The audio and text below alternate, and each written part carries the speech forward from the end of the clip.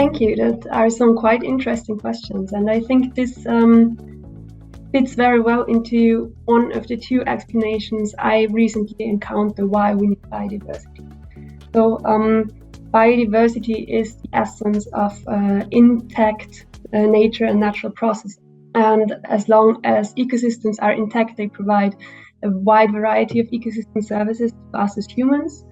So this starts with the air we breathe, the water we drink, the food we consume, and goes on to the building blocks of our houses and the energy which you use to power the device you're currently using to listen to this podcast. And this is a very pragmatic explanation to why we need biodiversity. I think there's also a certain philosophical approach to this. And this is that we as people are connected to non-human nature. This is an explanation which is very frequently found in, I think, in common people. This is a very good understanding of why we need biodiversity. Actually, it's quite interesting question.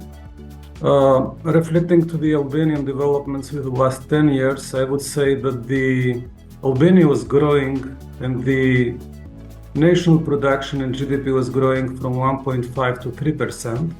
And I'll give some example actually how the biodiversity conservation was actually contributing to economic growth. The first example that is very important is just the fact that close to 20% of the Albanian GDP is coming from the agriculture sector, so it supports the large proportion of population in Albania. Secondly, the tourism offer in Albania in the last years was increasing very much, so we have this year the prediction of government are to have like 10 million, more than 10 million tourists in the country, but most of them actually are using the natural beauties, the ecosystems and also species spread all over the country from coastal part of Albania to the Albanian Alps. Also, the medicinal plants actually are contributing quite high in the national income. So according to the recent assessment, some 27 to 30 million euros annually actually are generated from the medicinal and aromatic plants. So it contributes very much to the population of different areas. Another important example that I can bring here is connected to the freshwater fishery. Just I mentioned freshwater fishery, not marine, and also transitional fishery that we have in lagoons. It is supporting a large number of members, more than 500 members working, two of them in each boat. So they get a livelihood secured from the ecosystems, mostly on the freshwater one. So biodiversity is essential in our everyday lives because it sustains ecosystems, it provides us with food, clean air, water, and other numerous resources. In Kosovo, biodiversity conservation has contributed significantly to economic growth, to social development. One example is the collection of wild medicinal and aromatic plants.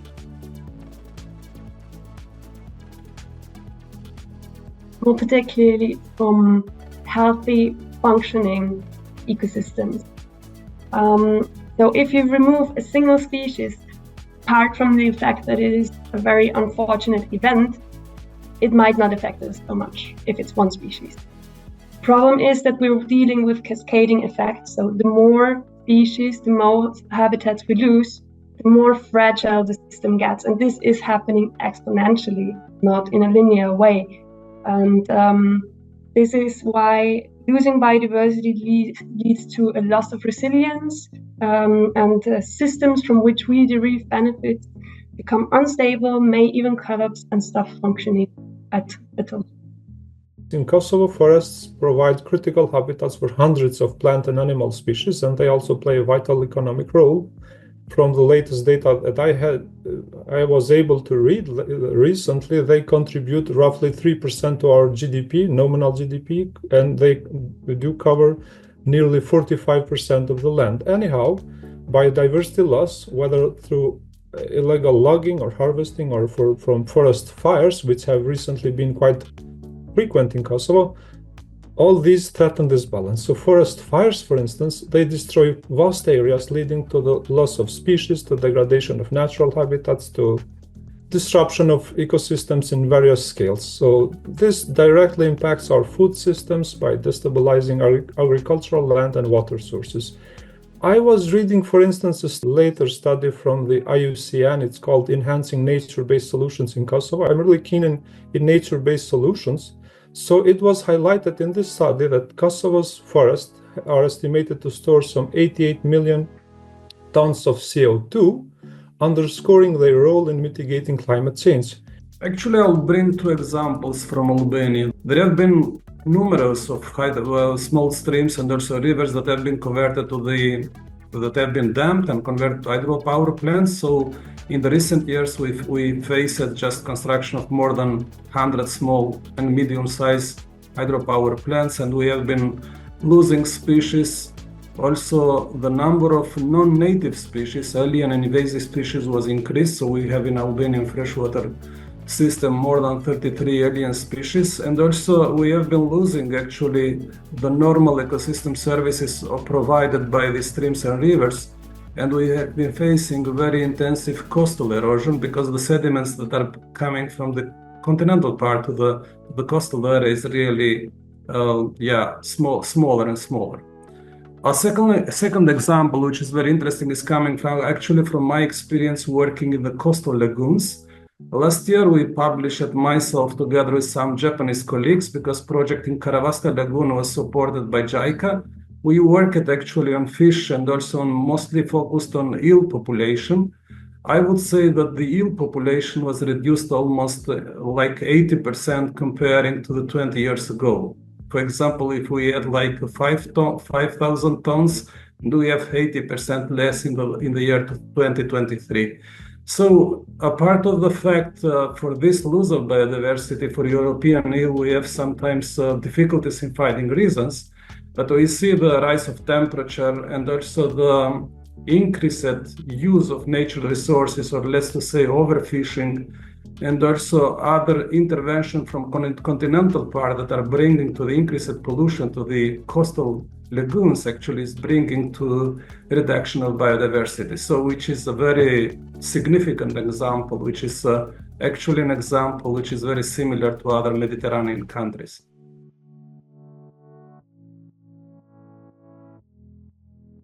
The climate change is already affecting the whole Balkans, and Kosovo is no exception. So although I have to mention the beginnings that we have no exact data, there are no comprehensive studies made in Kosovo in this pressing issue.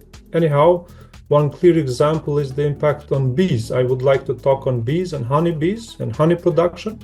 What I have learned from beekeepers in Kosovo is that cold, rainy springs, often associated with ice during the blooming season of flowers, prevent bees from collecting pollen, and this results in lower honey production, which directly affects both ecosystem and local economies.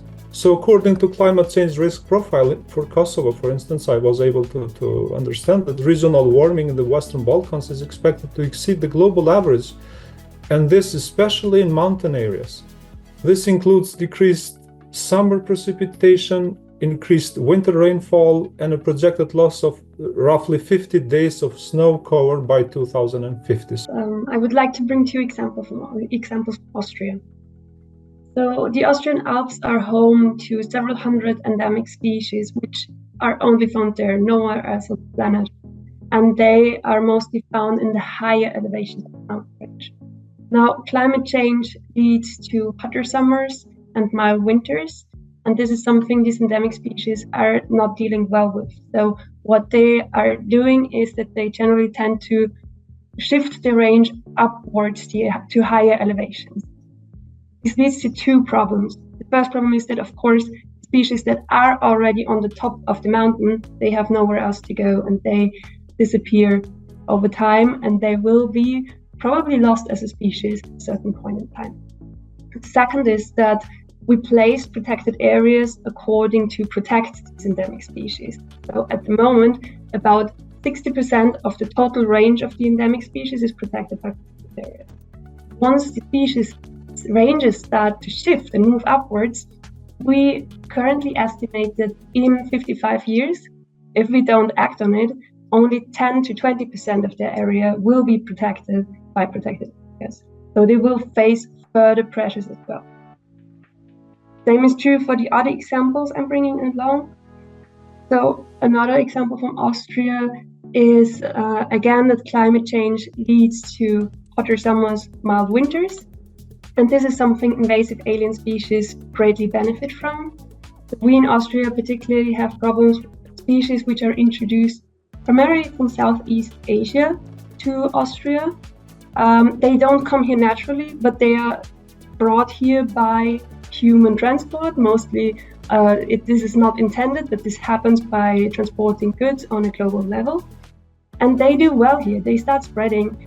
And this leads that the resident species we have, they not only have to deal with climate change, but they also get new competition from these invasive alien species. So they again have to fight against two pressures at the same time. My personal opinion is that beside the fact that climate change is gaining traction by media and also by wider public and science, I would say that the impact of climate change on biodiversity is not well understood.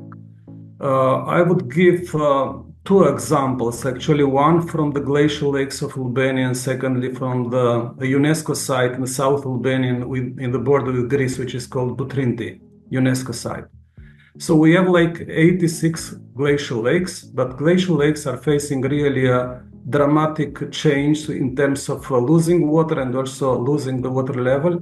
And this is mainly caused because of the increase of temperature. Secondly, change of the precipitation patterns. 40% of these glacial lakes are facing very dramatic problem with losing water and also most probably will disappear then. The second point is just working myself in Butrinti Lagoon. I would say that the climate change actually is influencing significantly in increase of non-native species actually within lagoon. So we have a blue crab, which is actually spreading all over Albania, but in this lagoon is causing a lot of problems to the fishermen, but also to the biodiversity, influencing to the native biodiversity in a dramatic way. Secondly, we have another problem which is related to the coastal erosion, which is a problem not only in this area, but also in the Adriatic and also Ionian coast.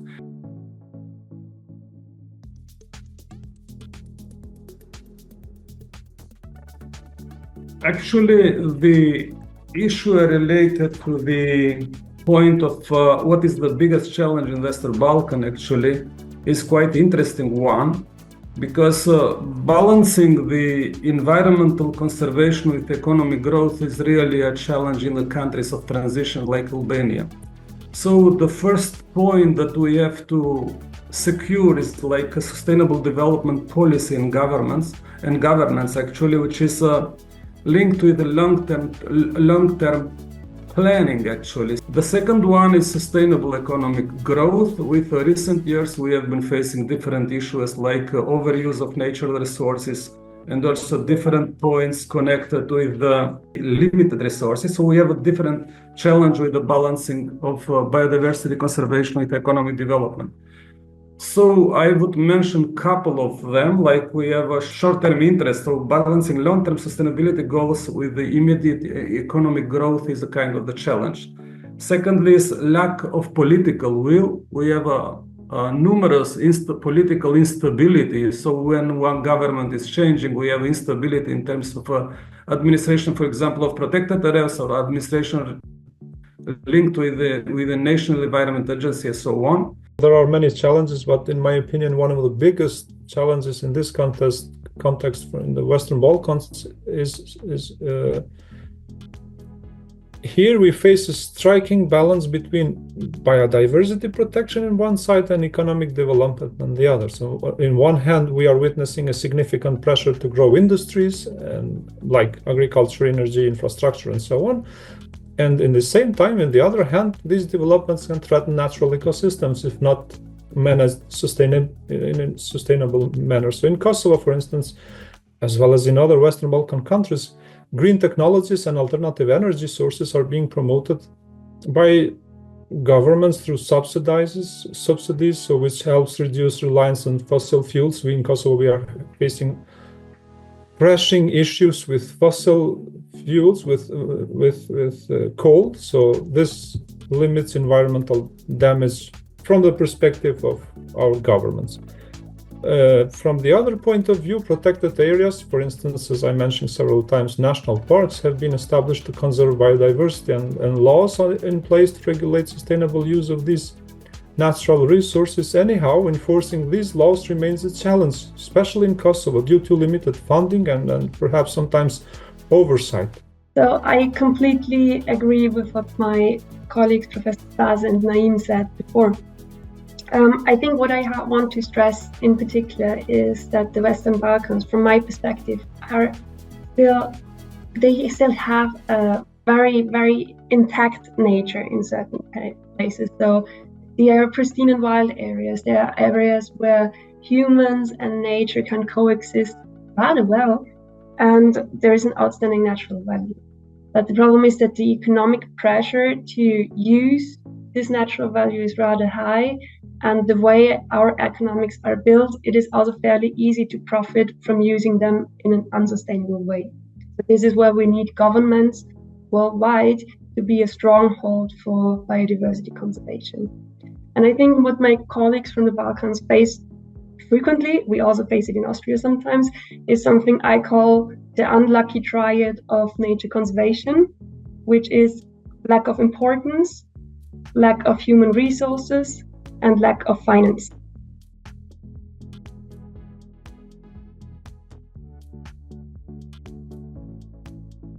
Let me draw on the work of a scientist called Asaf Schwarz, who formulated the 3 pro-biodiversity principles. First one is consume responsibly, and responsibly often means less. So think about how many clothes you buy, how frequently you travel, how frequently you consume meat. Think about reusing products, sharing products, opting for long-lasting products. And also, if I can add one personal thing on this, care about the sustainability of the financial products you use, because the financial sector has a big effect on biodiversity. This can be positive, but this can also be biodiversity harming. So go and check what your bank does with your money while you have it there. Then the second one would be compact living. So, of course, everyone has a right to a safe place to live, but we're more than 8 billion people on this planet. And if everyone wants to live in a great mansion, this is going to be tough on the capacity of this planet. And the third one is foster connection with nature, in yourself and also in others. The old principle is you only protect what you value, and you only value what you're aware of. So spend time in nature, educate yourself, and share your knowledge with others. Once we look on this question, it seems to be very simple actually once you are working with a strategic planning or building strategies for waste reduction, for biodiversity conservation, or strategy for intersectoral development. But once we move to the people in the ground, we see there are a lot of problems. That means that everybody of us have to act in terms of biodiversity conservation. I would number a couple of issues that are linked directly to the biodiversity conservation, because when you move, for example, in Albanian rural areas, but also in urban areas, you see presence of waste, you see presence of water pollution, you see also the irresponsible attitude of people towards nature and use of nature resources, and also you see problems in relation to the food consumption. So myself, I would address actually in a very simple way the point that you are raising. First one, we have always to keep in mind 3 R's, like recycle, reuse, and also like reduce. We can find every strategy, but it's really very important. The second one is to cut down the food waste. So immediately we have to change this attitude. Also, sometimes the voice is linked directly to the different political agendas, but we have to link our voice to the nature conservation, to fight against hydropower plants that are destroying completely our rivers and streams, and also to fight towards protection of our nature beauty and sometimes which is not really well understood by local people and by the public as well. So anyhow, as I believe, the simplest, perhaps most impactful change someone can make today is to reduce their environmental footprint. And how we can do this? For instance, one of the easiest ways is to reduce waste. And when I say waste, I mean particularly plastic. Small actions like using, for instance, reusable bags, bottles, avoiding single-use plastics can reduce significantly pollution in ecosystems and especially in rivers, because in Kosovo we are having a huge issue with plastic litter falling or ending as a lost point in rivers, which is very, very awful to see. And another impactful change is supporting, for instance, sustainable and local products by choosing locally grown food or sustainably sourced products. Individuals help reduce the environmental damage caused by intensive agriculture and long-distance transportation, while they support these locally produced foods.